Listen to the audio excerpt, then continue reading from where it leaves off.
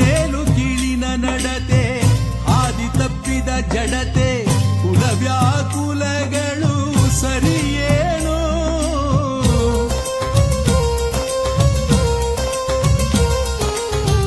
ರೋಷದ್ವೇಷದ ಉರಿಯು, ಲೋಭ ಮೋಸದ ಪರಿಯು, ಸಾಗುವ ದಾರಿಗೆ ಬೆಳಕೇನು.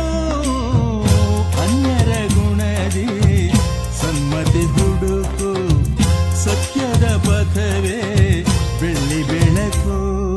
ಕರುಣೆ ಪ್ರೇಮವೇ ಉಲ್ಲಾಸ, ನಿತ್ಯ ಕಾಯಕವೇ ಕೈಲಾಸ.